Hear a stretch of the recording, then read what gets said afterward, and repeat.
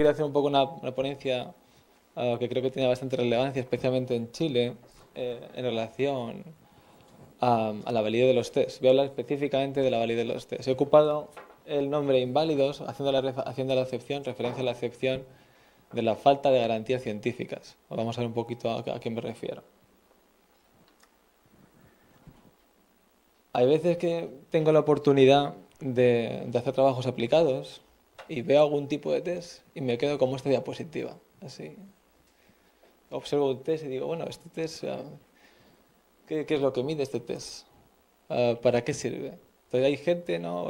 que no está muy cercana a la psicología que cuando ve este tipo de láminas, pues se piensa que está directamente observando un test muy relevante, ¿no? ¿Quién no ha visto una lámina como esta alguna vez? Aunque solo sean las películas, todos están familiarizados, gente que no está directamente relacionada con el mundo de la evaluación psicológica, ve esta lámina, ve estas tonalidades de rojo, ve estas figuras tan llamativas y piensa que eso está midiendo algo específico. Y bueno, todos sabemos que quizás en algún ámbito clínico, específicamente, algún estudio que tiene oportunidad de consultar, a nivel de evaluación clínica, esquizofrenia específicamente, de alguna lámina se saca algún indicador, ¿verdad?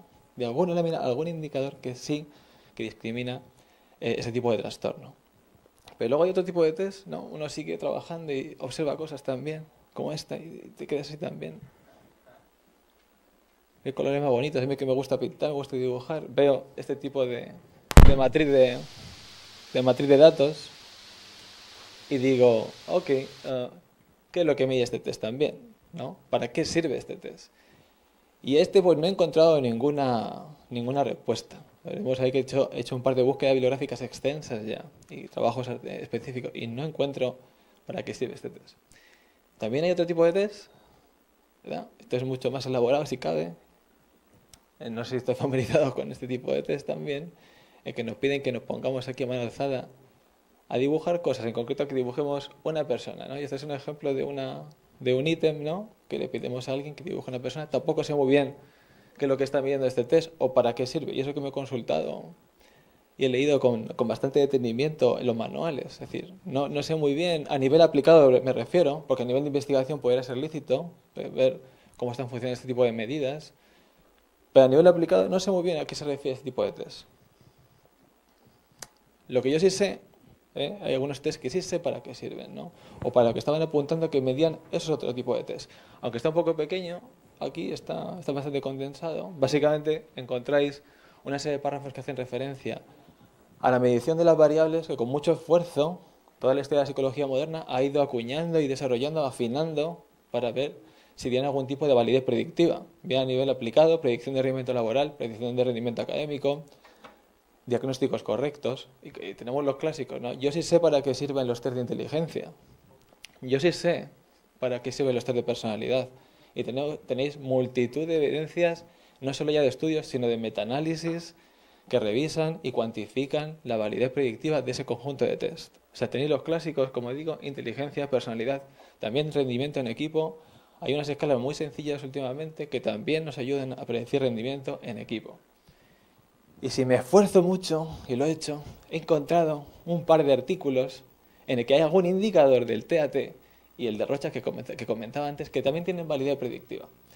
Pero como decimos en mi pueblo, a lo mejor no vale tanto el collar que el galgo. Es decir, puede ser que estamos aplicando una herramienta muy extensa, que cueste mucho aplicarla, y que solamente un ítem de todo lo que está aplicando allí valga para algo. De hecho, es lo que saco en un par de artículos, uno de Meyer de 2000, en el que básicamente dice que de todo el Rochas se encuentra un indicador que sí que discrimina algo en esquizofrenia. Y otro artículo de Spangler del 92 que hace lo propio con el TAT. Y básicamente el TAT tiene algunos ítems que se parecen mucho a los que miden responsabilidad en los test de autoinformador de personalidad, basados en las teorías de los 5 grandes. O sea que tampoco está añadiendo este conjunto de test.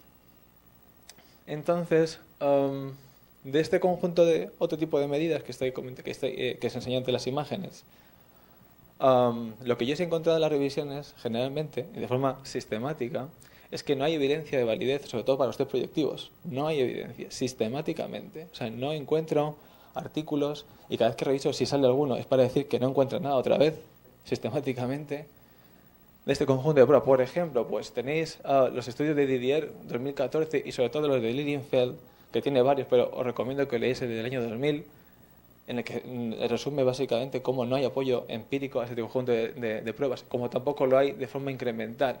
Como casi todo lo que miden generalmente es varianza de error. Es decir, básicamente el 70% de las cosas que estamos registrando no sabemos por qué están, qué utilidad tiene esa varianza. Tampoco sabemos qué capacidad de discriminación tiene. De hecho, hay muchos estudios que igualan su capacidad de discriminación a si tiramos una moneda al aire. O sea, es igual que si hiciéramos algo azaroso. No tienen ninguna utilidad en ese sentido. Y específicamente, que yo sé que se usa mucho en Chile y haré una referencia a un estudio que he tenido oportunidad de encontrar hace poco, el test de Lucher. El test de Lucher, que creo que es de los colores que os mostré antes, pues todas las predicciones que se hacen con el test de Lucher sobre rasgos de personalidad no se cumplen. Directamente no se cumplen. No he encontrado ningún estudio en el que no se haga más que una descripción de predicción de colores. Ahí tenéis el estudio de Pico y colaborador del año 94, y luego también algunos análisis de fiabilidad que van desde la fiabilidad nula completamente, es decir, cuando se repite la tarea la gente refiere conductas diferentes, con lo cual tú no sabes si está siendo preciso o no, y que van como mucho hasta punto 60. Esto es el test de Lucher. Pero claro, estos test que no sabemos para qué sirven, se están utilizando, y se están utilizando mucho. Este es un estudio de Didier, Nicolás creo que se llama, 2014, que se molestó en hacer un estudio en dos partes. En la primera parte revisó 4.329 ofertas de trabajo, avisos de trabajo, entre el año 2008 y 2013, aquí en Chile. De este conjunto de ofertas de trabajo, las categorizó en cuatro partes que las he puesto con colores diferentes. Principalmente las ofertas de trabajo, todas referían que iban a pasar tres proyectivos. Estos que ya sabemos que no están siendo válidos, o que no sabemos que en este contexto, para que se van a utilizar, tengan algún tipo de valor, ¿no? Y no sé para qué valen. Pues en todas estaban ocupando ese tipo de tareas, sobre todo el Lucher y el Zulliger, que es parecido al Rochas. En segundo lugar, están ocupando test gráficos, que exactamente tienen el mismo nivel de invalidez, básicamente para este tipo de funciones. Principalmente la persona bajo la lluvia, también tenéis grafología y otro tipo de test similares. Si ahí estamos prácticamente ocupando casi todo lo que está aplicando en selección de personal. Y luego, en último término, las que sí que estaban prediciendo, las que sí que sabemos que valen para algo. Y fijaos, con un porcentaje de un 23%, aunque solo sea la tarea de dominados que mide razonamiento lógico, ¿vale? Que podemos entender que es una capacidad que forma parte de la inteligencia, una de las más importantes, de las que lo compone de forma más importante. Pues ahí vemos que solamente lo están ocupando en un 23%. Y luego ya, para todo lo demás, entrevista. Ahí ya el saco grande de la entrevista, sí, que con mucho esfuerzo pues la entrevista llega a tener un nivel de predicción de como muchísimo entre el 20 y el 30% de varianza aplicada sobre rendimientos futuros laborales. Entonces tenemos un panorama bastante obtuso, teniendo en cuenta que se está aplicando un montón de técnicas que sistemáticamente demuestran no valer, ¿vale?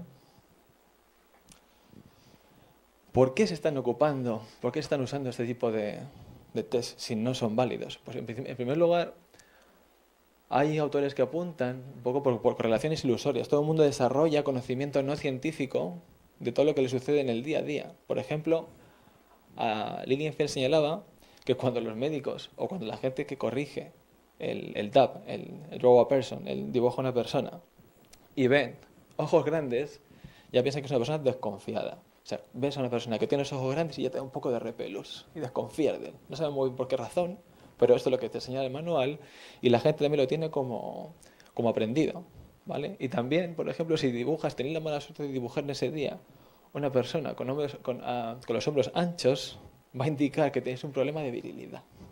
Entonces no combinéis, por favor, los ojos grandes con los hombros anchos, porque entonces ya no sabemos muy bien qué tipo de persona vais a dibujar en la selección de personal. ¿Vale? Alguien que no tenéis que confiar de él y además que es poco hombre, o una cosa así, no sé muy bien. Entonces tened cuidado.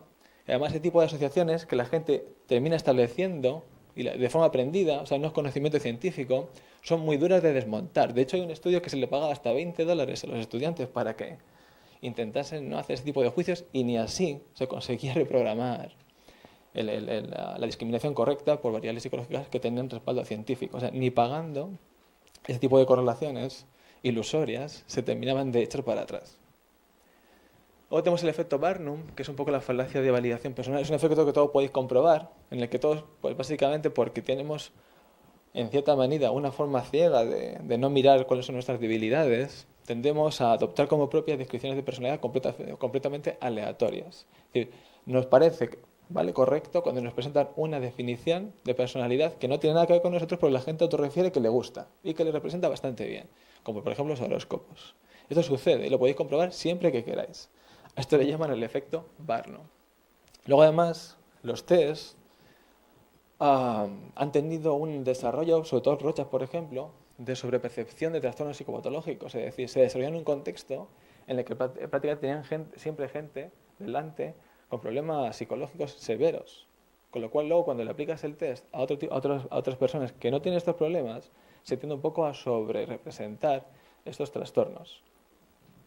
Otra razón es que esta gente, hay personas que utilizan estos test que piensan que son test más bien de carácter intuitivo, que no necesitan tanto conocimiento técnico para aplicarlos, ¿vale? Hay una sensación un poco de fantasía de que esto, pues un poco guiándome por cómo yo intuyo que es la persona, puedo seguir evaluándole de forma correcta, o sea, sin conocimiento científico. También sabéis que hay una tradición muy fuerte en la psicología clínica, ¿vale? Y esto ha tenido varios sesgos. Por ejemplo, no hay tradición tan fuerte a nivel metodológico, psicométrico, en psicología extendida en el sentido, por ejemplo, de los alumnos, ¿vale? Lo hay fuertemente clínico, pero no lo hay. Eso introduce un sesgo grande en la medida en que la formación general que adquieren los estudiantes de psicología a nivel internacional no es fuertemente metodológica. Entonces, si luego tú le vas a un alumno que ha egresado y empiezas a hablar de cuáles son las garantías científicas y de cómo tiene que respetarlas, de cómo tiene que actualizarse en ellas, va a ser muy difícil porque no tiene el conocimiento, una serie de deficiencias de formación, un poco por la tradición que tenemos. Una cosa que me gusta mucho a mí señalar siempre y es que el uso académico de Internet y de los ordenadores no se generalizó hasta principios de este siglo, ¿vale? O sea, el acceso a los artículos indexados online y a la computación avanzada para análisis de datos, o sea, está en torno al año 2000, ponerlo unos años más, años menos. Entonces eso también es difícil que juzguemos a los psicólogos que se formaban antes y no tenían no habían pasado por este punto de inflexión. O sea, si teníamos una tradición fuertemente clínica, que no hay una formación metodológica avanzada, y tampoco teníamos acceso a la cantidad de información que tenemos acceso ahora, ni tampoco teníamos posibilidad de usar ordenadores, pues todo se complica bastante. O sea, no os extrañe que entonces este uso de test por psicólogos, que hoy tienen un poco más de edad, pero que no se formaron en las mismas condiciones en las que nos hemos formado nosotros. O sea, que es bastante claro que pueda suceder estas diferencias. Luego, además, este tipo de test proyectivos, por ejemplo, son muy fáciles de aplicar. O sea, son muy sencillos. Luego hay gente que los complica pues, para, por ejemplo, cobrar su formación. Pero las contingencias no tienen nada que ver aplicar un test proyectivo con un test de inteligencia. O sea, el control de un test de inteligencia por tiempos, por las salas, por la supervisión de los psicólogos, es mucho más estricto que, por ejemplo, este tipo de test. Luego, si son test que son fáciles de aplicar, no hace falta tampoco que tenga mucha formación técnica al respecto. O sea, son un poco carne de cañón en el sentido de que beneficia a un mercado concreto claramente a cobrar por este conjunto de test que son más económicos de hacerlo. O sea, el mercado es aún mucho más sencillo de que acepte este tipo de test. Y por último, hay un desentendimiento también, porque tampoco había una conciencia tan grande hace unos años. Hay un desentendimiento, y eso es por parte de los psicólogos, de la ética profesional. La APA claramente define que un psicólogo tiene la obligación moral de estar actualizado en la aplicación de test. Igual que si vamos a un médico, no queremos que nos saque sangre, nos ponga una sanguijuela para hacernos una sangría. Hoy en día, un psicólogo, o sea, cuando alguien va a un psicólogo, espera que le esté aplicando el mejor de los test. El más rápido, el más barato, y el que mejor discrimina, y el que mejor mide. No estamos esperando que nos aplique una cosa, ¿vale?, del año 49, como las diapositivas de los test que os he enseñado antes, que son de los años 40, 50. Y entonces, ¿qué tenemos que hacer?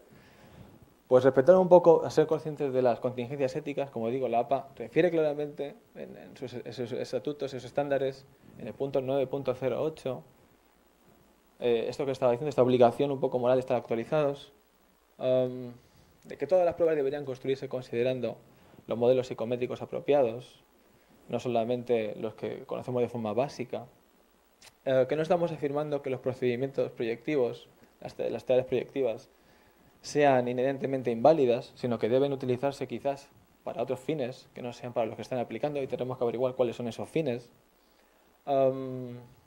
Y aplicar para todo el tipo de estas medidas el mismo rigor. No podemos estar utilizando una vara de medir más estricta para un conjunto de test y otra vara de medir para otro conjunto de test más flexible o más liviana.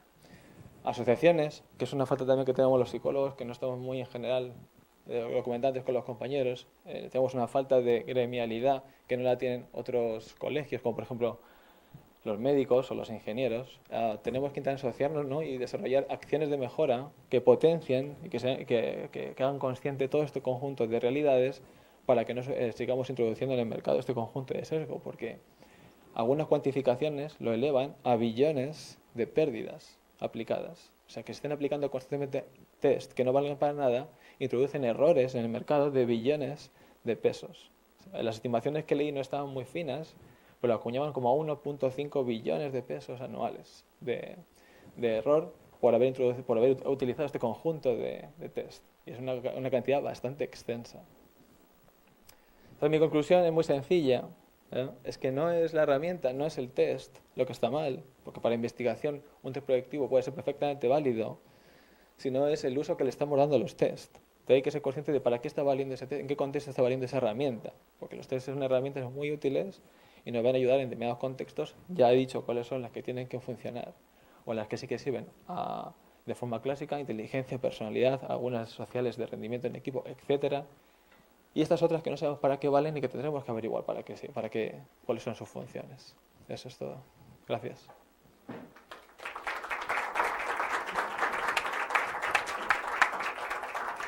Entonces, preguntas. Adelante.